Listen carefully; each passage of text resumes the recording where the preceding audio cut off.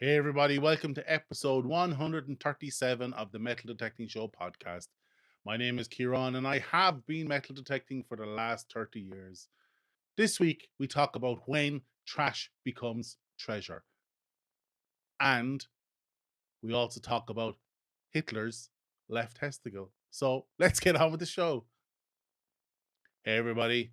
Yes, so this week, we're going to talk about one man's trash is another man's treasure, or when trash becomes treasure. If you've been detecting for any amount of time, we constantly dig up little pieces of history and we may look at them as treasure, but some other people may look at them as trash. And I'm going to try and outline this week about what it takes for something to become treasure. If you've been detecting for long enough, you will have witnessed the following. You would have been on the forums or on social media and seen some beginner posting up a rusty piece of a find and witnessed the onslaught of, oh, that's trash, man, just throw it in the bin. Yeah, you'll find loads of that stuff. You'll find loads of aluminium on the beach. Get rid of it. That's all just rubbish, man. Move on to the next thing. Every time I see it, I go, come on, give this guy a break. He's a beginner, and this is absolutely treasure to him or her. Why? Why would we consider that treasure? Well, it can be broken down into a couple of factors. First one being experience. We'll talk about that in a second. The second being rarity. The third being what it's made of. And the fourth being provenance. For example, as a new detectorist, we go out hunting and we're digging up everything, as you should dig everything. Every target we dig is potential treasure to us, and we're looking at it and we're like, with eyes wide open, super enthusiastic about it. And of course, when we find something, we want it to be treasure. So we post it up on the forums, on social media, and sometimes it gets trashed and you really are dejected. And you feel bad and you're like, I'm so stupid. I should have known that was rubbish. However, that's not the case. Every detectorist out there remembers their first few finds, be it a 2p piece or a quarter. I guarantee 90% of you still have your very first finds put away somewhere safe, or if you're lucky, you have them on display. Now, myself personally, my very first have gone missing. We moved house several times over the years, so I believe they went missing in those moves. However, my mother may have just got sick of them and fired them in the bin. But like everybody, I can talk about my very first finds. My very first find that was a real find was the horseshoe of a dray horse. This was a big old rusty horseshoe, and there was nothing special about it except that it was from a dray horse, and there was no dray or Clydesdale type horses for 100 years previous. This meant it had some level of rarity, but I didn't know that at the time. To me, it was my first find and a first real legitimate find. The next day I went out, I found a mini coin spill of 2p's and 1p coins. I thought I was the dog's bollocks. I was like, woohoo! I'm on a winner here. The next day I went out, I found an old uniform button. So 3 days in a row, I found something amazing to me. However, when you look at them in isolation, there's nothing special about them. Everybody has 2p, 1p's, quarters in their collection. Everybody finds horseshoes and everybody finds military buttons, especially if you grew up around a military barracks. So, in isolation, these finds aren't special or treasure at all. But to me, they very much were treasure because it validated me as a metal detectorist or treasure hunter, as we used to call it back in the day. So that's the first point: is the circumstances in how you found them and the story that you can tell behind it. The second point is probably to do with rarity. If you look at rarity, and in particular that dray horse horseshoe, that would have been considered pretty rare. So not only did it validate me as a treasure hunter, it also had some level of rarity, particularly in the setting it was in. So to elaborate on rarity even more, take Coke bottles for example. You've got the Hutchinson bottle, which is highly sought after and expected to fetch about $4,000 whenever one is found in good condition.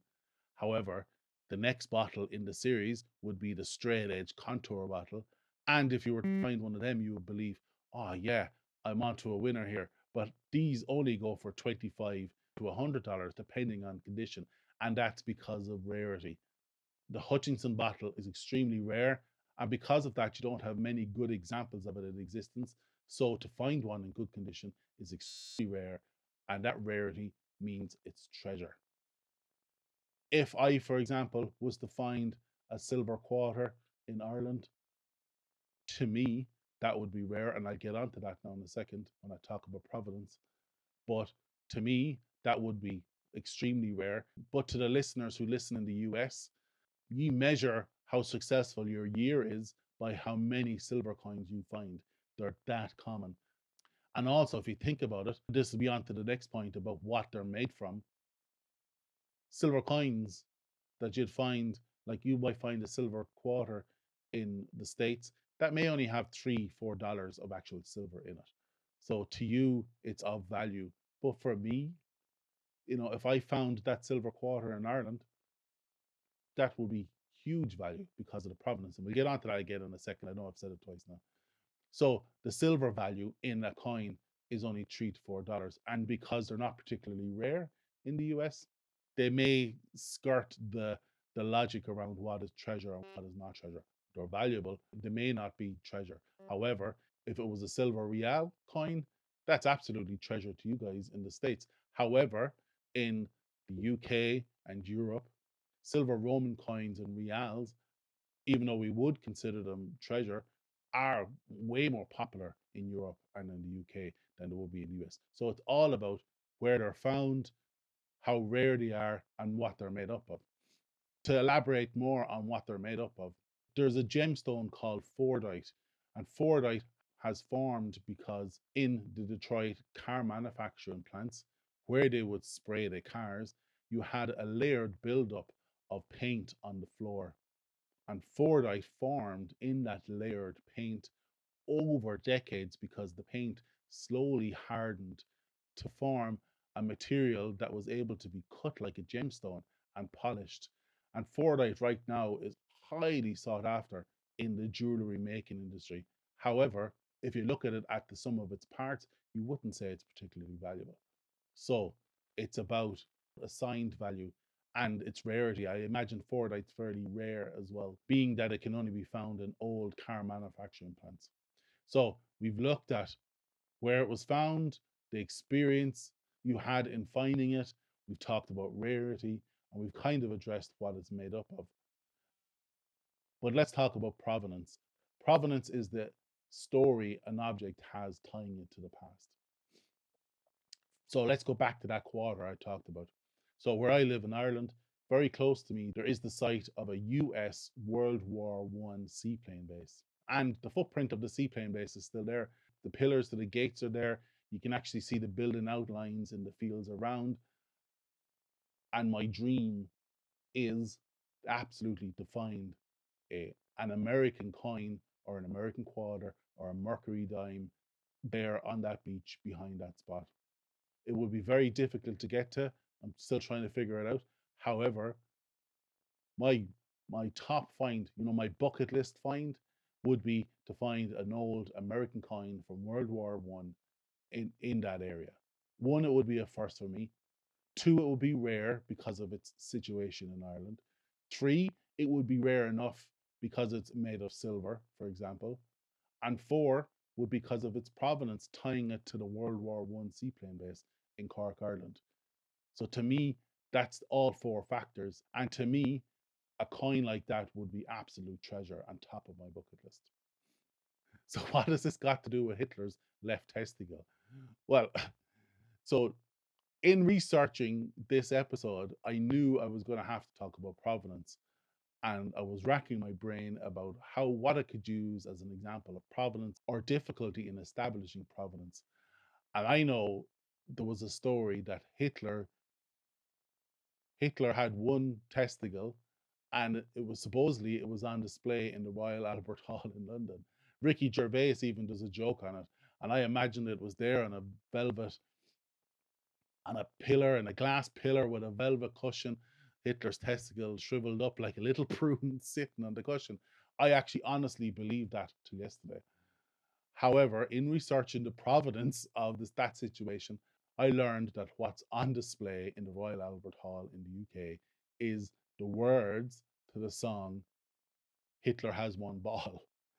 And there is questions about the provenance of the song Hitler Has One Ball. So it's amazing how stories travel and how it ends up and how we end up talking about this on a podcast. However, I am extremely and supremely disappointed that there isn't a pedestal in the Royal Albert Hall with Hitler's left testicle on a purple velvet cushion sitting there for all to see. Anyways, guys, a nice short one this week.